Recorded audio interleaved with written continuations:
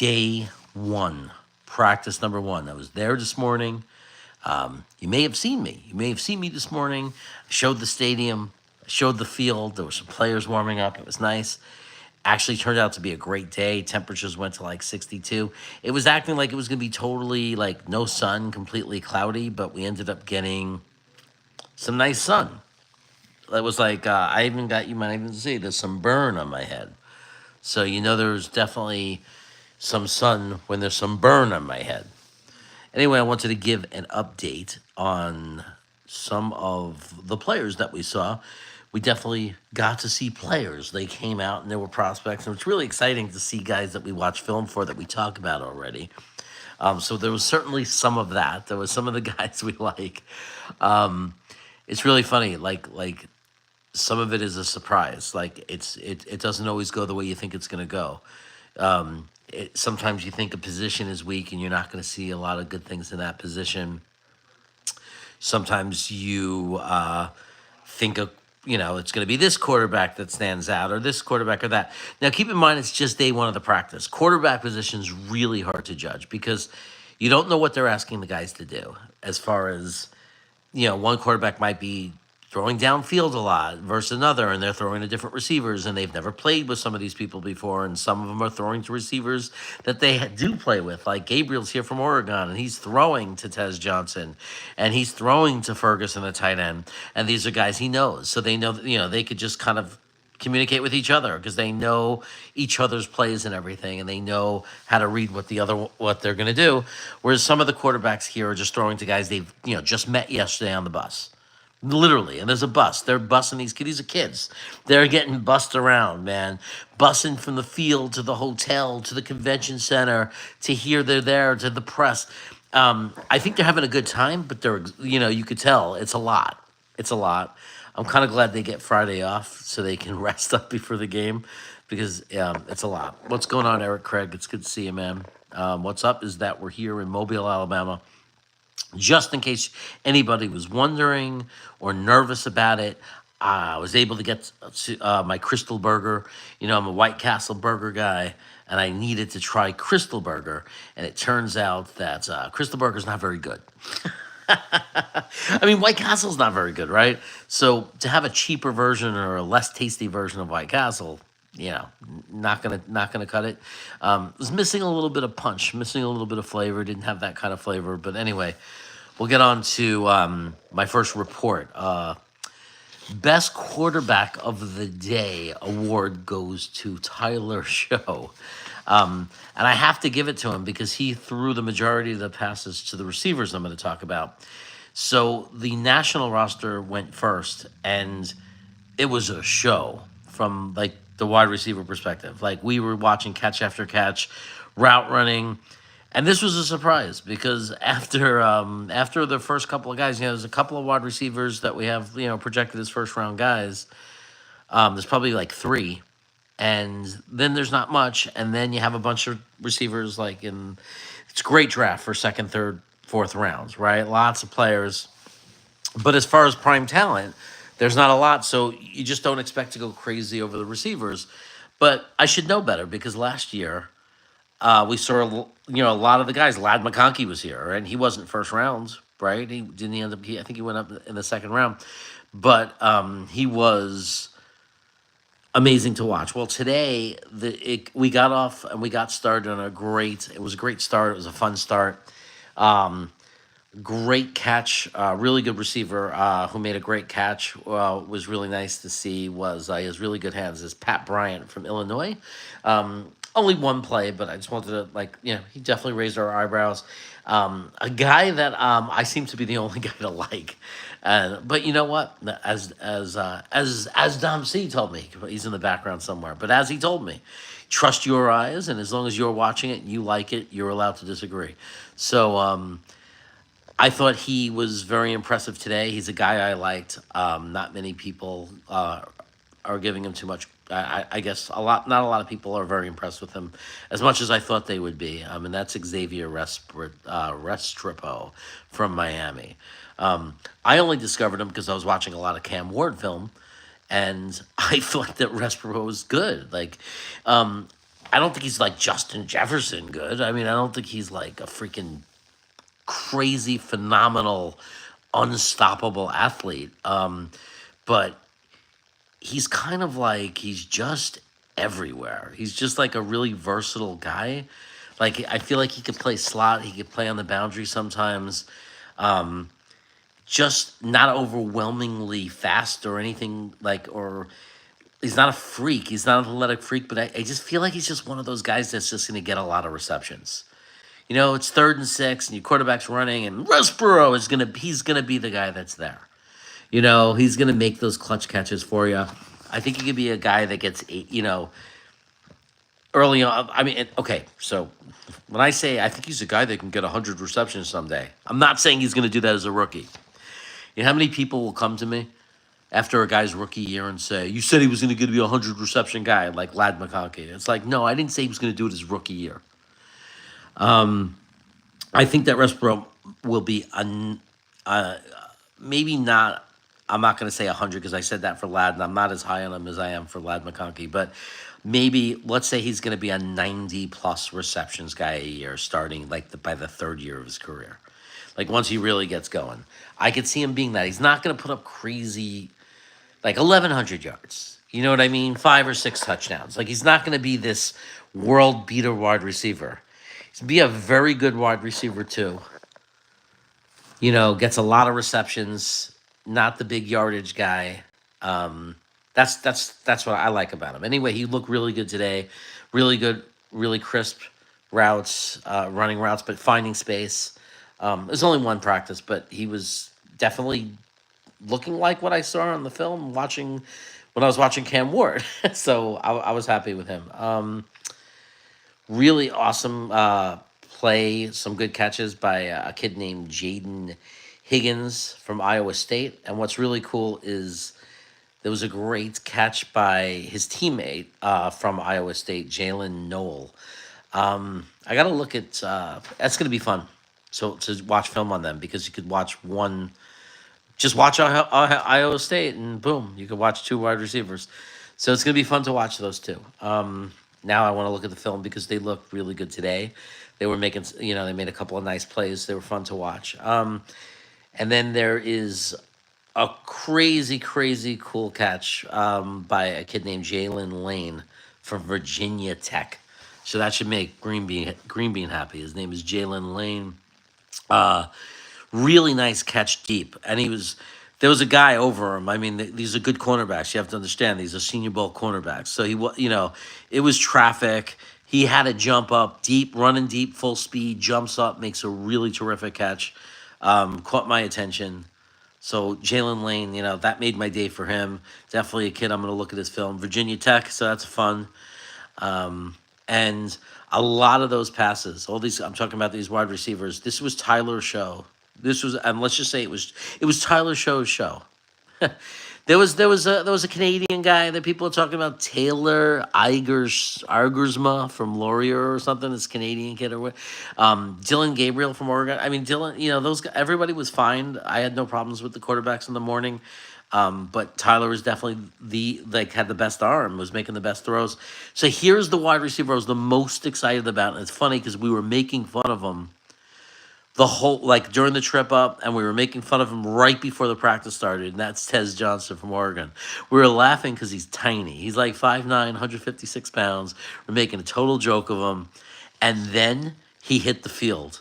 And if I cannot tell you how he stood out to me as the best football player on the field in the sense of what he did. There were 2 plays where it was like, what do we say, break ankles? He was so wide open out of nowhere. He was covered, and then it's like he exploded into openness just from his move. His change of direction is outstanding. He's quick. He's quick, man. He's going to be a problem. He's going to be really, really, really difficult to cover. I was like, holy cow. I mean, these were Senior Bowl cornerbacks, like secondary guys, and he made them look like high school kids. It was ridiculous. There was 2 plays where he got just so wide open, I could have passed him the ball. It was pretty sick. Like one of them, the guy tripped, but it wasn't like he tripped, but like, oh, any receiver? No, no, he made him trip because of the move. Like I think he got the guy off balance. It was great. What's up, Wildlife? So super excited about him. Tez Johnson is definitely my excited, crazy excited player of the day from the morning. Tight ends, pretty good showing.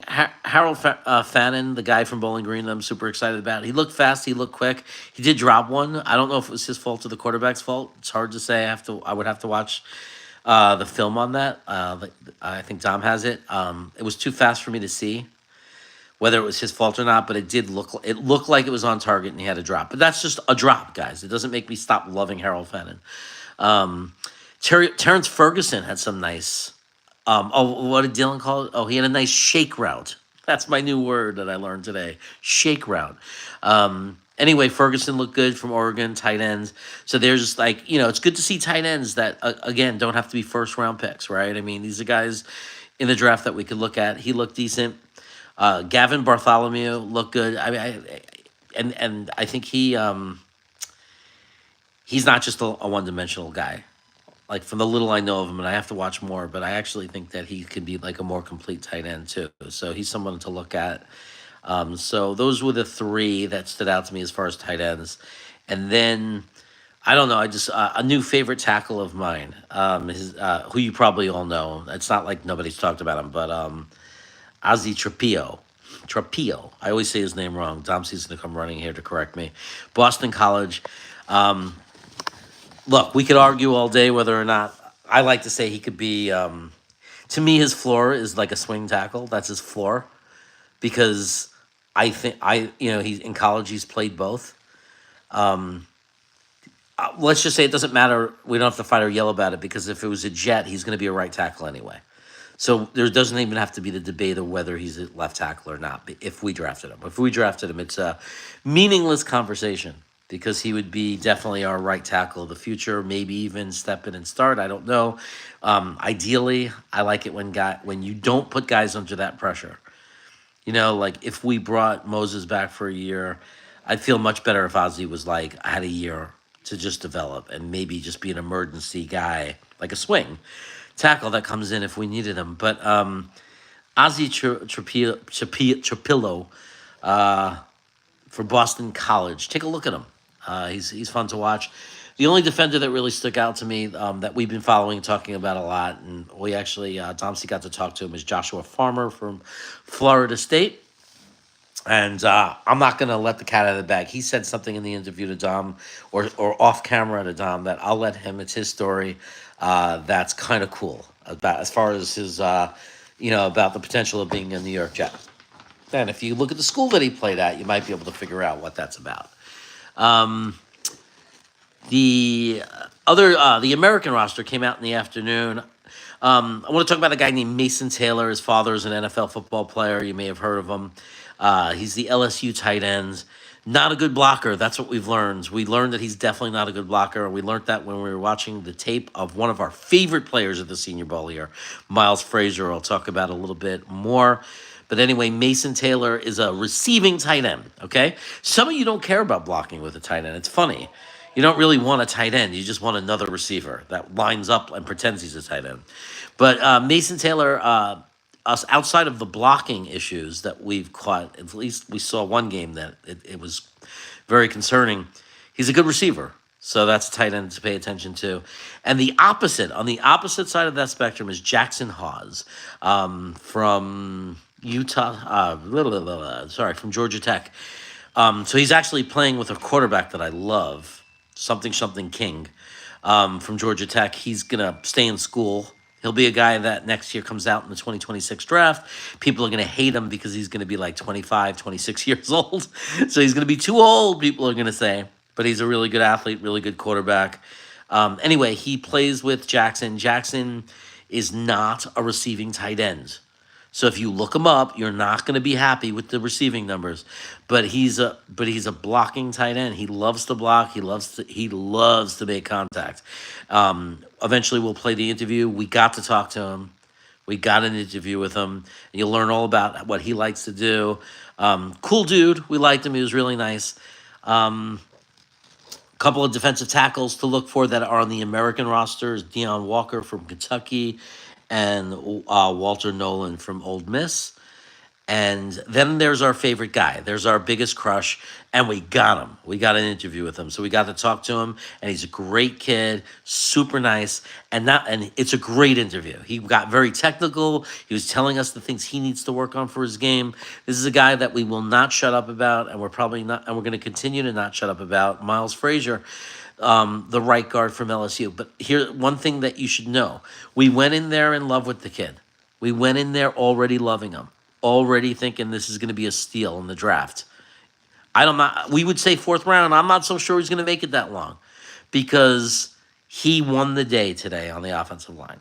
He won the afternoon, won every rep, and he did it just the way we watch him do it on his film.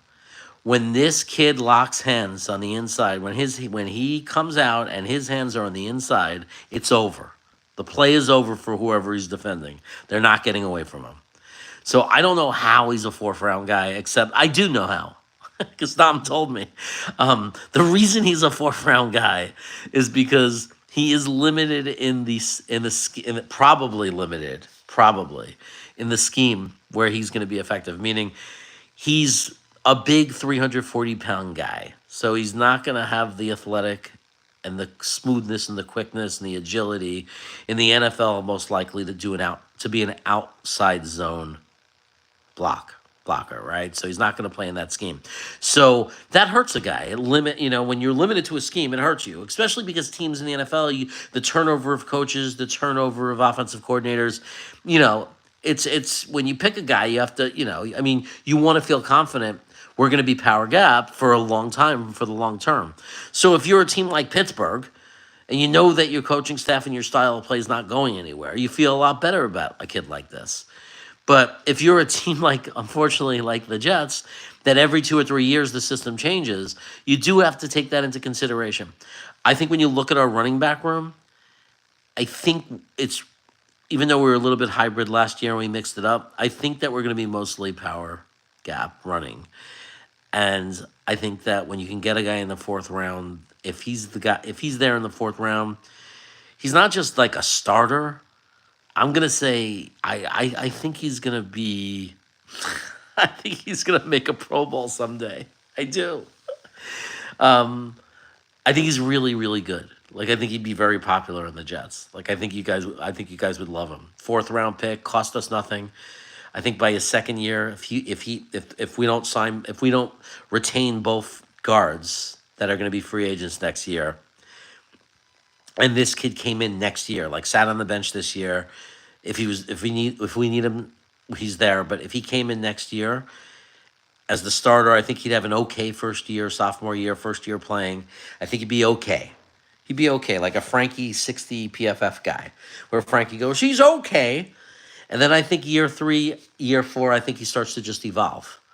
And I think he gets better and better. He gets more experience, more technique, more ability to launch out and get those hands on the inside and get the position.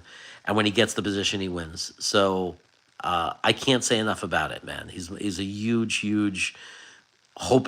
would love it and go nuts if we got this kid in the mid rounds. I think he might move up to the third round. I do. He's playing so well here.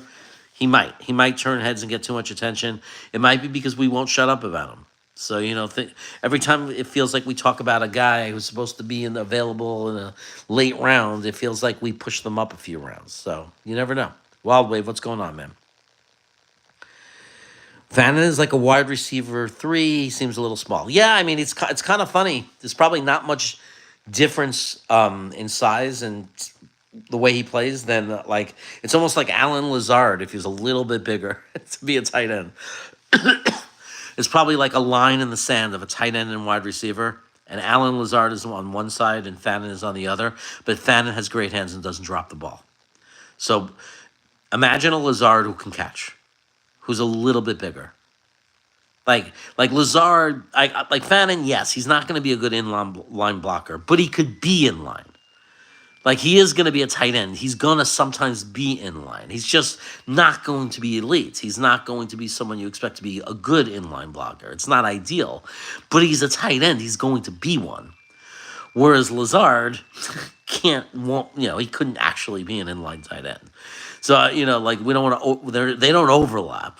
They're just both as close to the other as you can be, right? Think about it. Lazard is very close, if he can catch, would be close to being a receiving tight end because he could block so well on the outside. Well, this guy could block really well on the outside, not an inline blocker, and goes out for passes or whatever. And I don't know if he's the receiver Lazard is. I think he might be more explosive, quicker. But if Lazard could catch, Lazard's pretty good at route running now. He's worked really hard to be a really good. If he didn't drop the ball, he'd be a really good receiver. So I don't know. I don't know. He's a little bit small, and he's a one-dimensional tight end. It's true. I mean, that's why some people are talking about him like he's going to go in the first round. There are some people that want him over the other two, Lovebridge and Bridge Love or Lovebridge, whatever the fuck his name is, and Tyler Warren. I think that's crazy because to me, Tyler Warren's got to be number one because he's the most complete.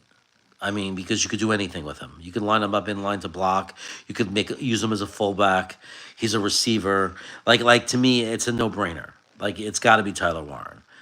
But I don't know. Second round, if they took this kid, it depends on the way the offense is going to be. I mean, we see the way that Detroit uses Sam Laporta, right? A lot of receiving. They use him as a receiver. Not as much this past season as much as his first season, but still, they use him as a weapon. They use him as a receiver, and we might get that offensive coordinator, the passing, the passing coordinator or whatever from Detroit. So if we get that guy, and we have he builds a Detroit-like offense, I could see, is Fanning going to be the Sam Laporta? That becomes the question. Does Garrett Wilson start becoming more like Amon St. Brown? That's the question. Does he start using him in those type of roles? And if all of that's true, who is our what's the name of the kid that we didn't take in the draft? We took Garrett Wilson. It was the other kid from Alabama. Drawing a blank. It's amazing because I loved him. The other kid that plays for Detroit, who's been a disappointment. He got in trouble for gambling, all this stuff. Anyway, he's the speed deep pass guy. So who's our speed deep pass guy? It's not Corley. Who's our guy that goes deep or dangerous fast speedster? Maybe that would be Tez Johnson from Oregon. Maybe that's what he could. Maybe that would be his thing. Thanks, Wildlife. Jameson Williams. Like, who's going to be our Jameson Williams? Maybe it'd be Tez Johnson. Different player. Very different player. He's 5'9", he's 156 pounds, guys. I mean, it's crazy, right? But I'm telling you, he's impossible to cover. He's uncoverable. You cannot cover him.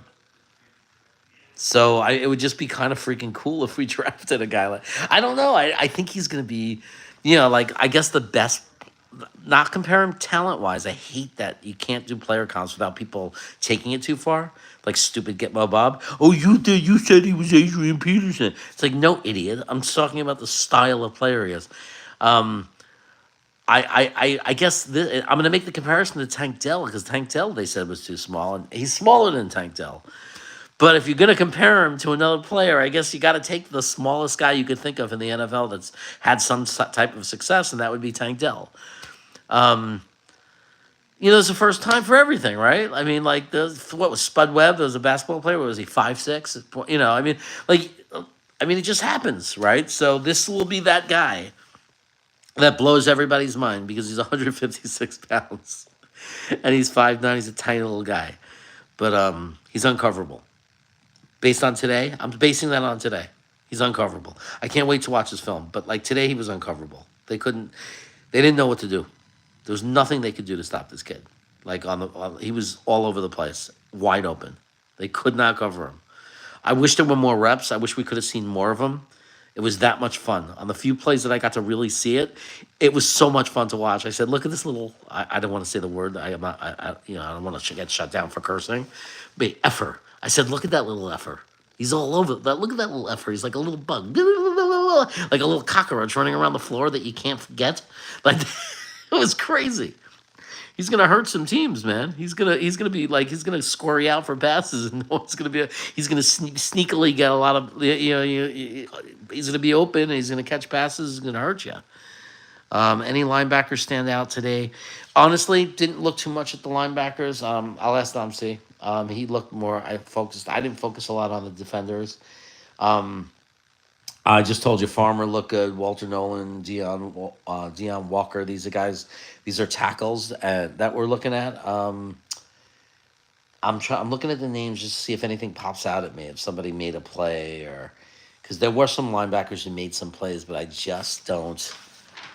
I was just so focused, man. We divided and conquered, and I just did not really get to look and focus on linebacker position. Sorry, I'm trying to see if there's a name that people were calling out. Because even though when I don't watch, the stands are full with people prospecting, so you just hear things. Like you'll hear people talking about players, and then you pick up things. So I'm looking to see, but there's no names that are popping out. So no. We will pay attention to that, man. I'll see if there's linebackers. It's true. It's actually a good point to ask about linebackers because if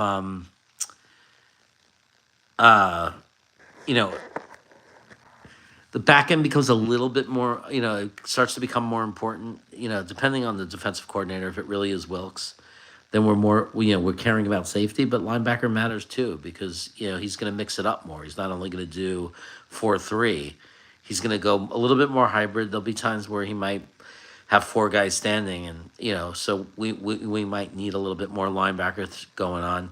Sherwood might follow Olbrich to Atlanta. There's rumors that he's valued at 12 million. I don't know if we're going to pay Sherwood 12 million, so he might be gone. So we might have to we might need a linebacker. We're going to have to hope it's a mid-round linebacker. We have too many needs. We can't go like round 1 or 2 with a linebacker. We're going to have to hope there's a third, fourth round guy.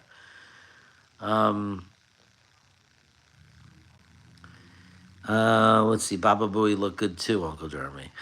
Grandizer with the Baba Booey. You know who looks a little like Baba Booey? Watsuke. My friend Adam, Watsuke. You guys know him. He looks a little bit like Baba Booey. Like think about it. Think about Adam. Can't you see him getting yelled at by Howard Stern? I tried my best, boss.